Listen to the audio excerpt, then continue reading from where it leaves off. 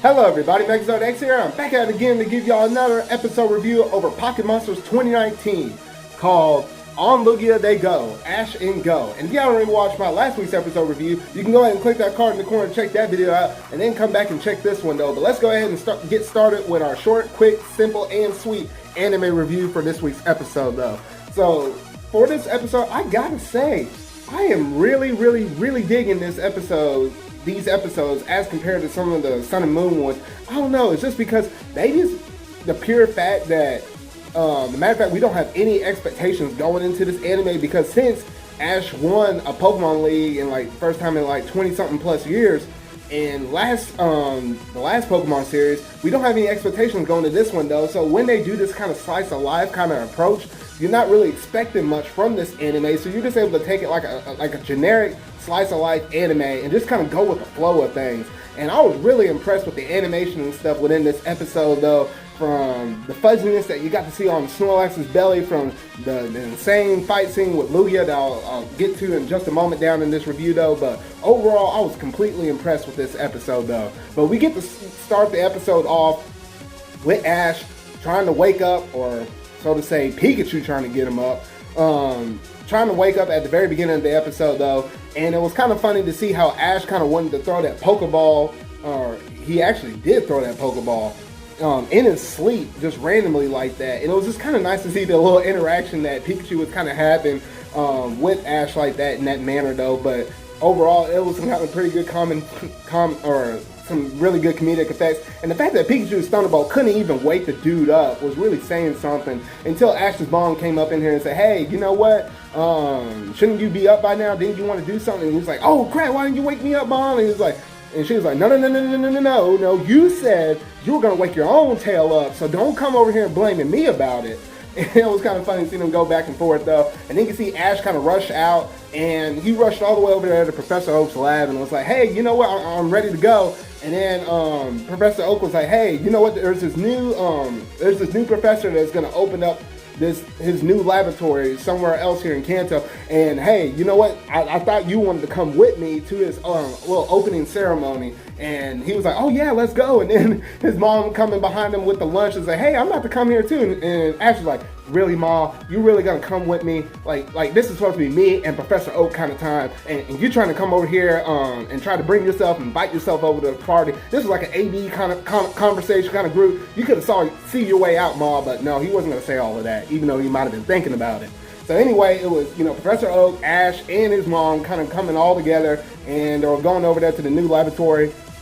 And it was kind of funny to see, the second that Ash got there, he saw a Yamper, and this is our first kind of look at a brand new Gen 8 Pokemon that, Ash had never saw before. And he kind of got down on all fours and kind of looking at the thing, being super kind of weird about it though, but, super intrigued at the same time. The dude shocks him and he kind of passes out. And then we see Koharu kind of come up in here, and, she was waving goodbye to her friends and saw Ash's deadbeat self laying on the ground, zapped, burnt to a crisp like that. She was like, skirt! Like, I'm about to get like, I had nothing to do with you. I have no idea who you are or what you are, but you need to get out the way. And then she did a little sidestep move and just went up the steps. And I thought that in itself was pretty funny though as well.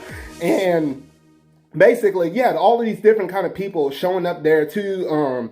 And the professor's name is actually called Sakuragi, if I'm pronouncing that right, but whatever though. But Professor Sakuragi is the new professor, and he's basically like a secondary kind of professor to the Kanto region. However, he's more intrigued about getting different information and stuff from Pokemon all across the globe. And that's what he was trying to express. And, it was kind of funny seeing Ash kind of trying to squeeze his way through the crowd or whatever though.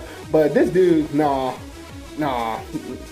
this dude's a little crazy, because the second that, Professor Sakuragi noticed that, hey, you know what, a rare Pokemon could actually show up, Ash was like, you know what, I'm gonna go see this rare Pokemon, so adios suckers, and he took off. And I was like, oh shoot, this dude just ran. And that's when the Snorlax kind of blocked his way, and he's like, oh shoot, this thing's in my way, you need to get out the way.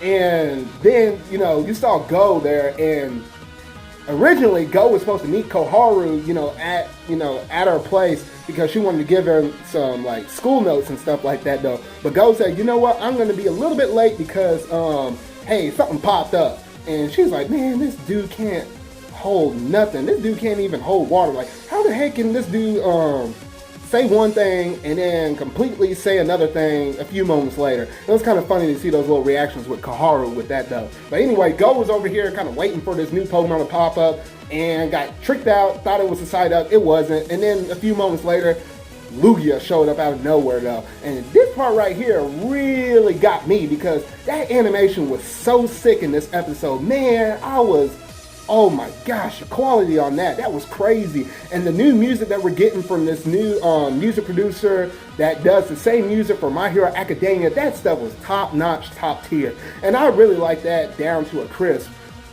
And anyway, we get to see all these different kind of trainers jumping in there, and they basically call this like a raid battle. So I don't know if they kind of took that inspiration from Pokemon Go, or they took a little inspiration from Sword and Shield, or it was kind of, doing, 2-for-1 in this one though. But it was really nice to kind of see them, and none of those characters could actually hold a candle to Lugia because, with him being a legendary and whatnot though.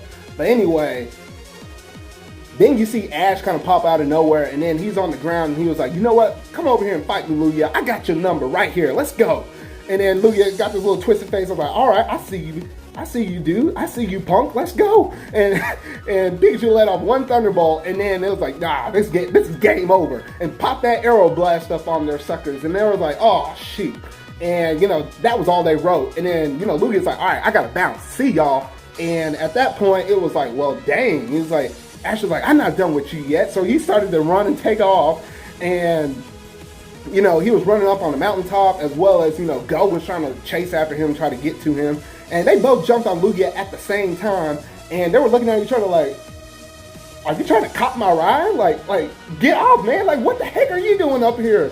And it was funny seeing those two kind of look at each other like that, though.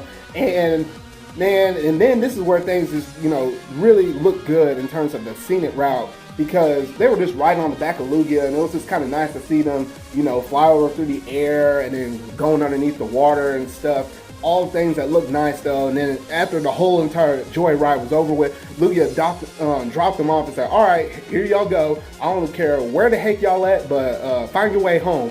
I gotta go back to Johto. I see y'all later.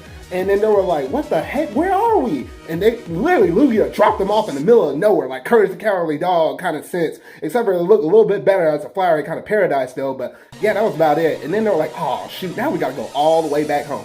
Ain't got no car, ain't got no bus, ain't got no plane, ain't got no Pokemon that can fly, ain't none of that mess. So they have to go back by their own 2 feet all the way back. All the way back to that town. And gosh darn it, they were burnt out by the time they got back to their professor's lab. And then by the time they got back, it was late evening. Like, this mess took like all day for them to get back there. But anyway, once they got back, they were talking to the new professor and everything like that. And he said, you know what? And basically Go was able to capture some footage of Lugia, like, for example, like getting some, in close look with how his wings kind of move. And the new professor was kind of shocked at this because he's like, man, no one was ever able to get this close or get capture footage or get experience with Lugia like this, like you did, Go.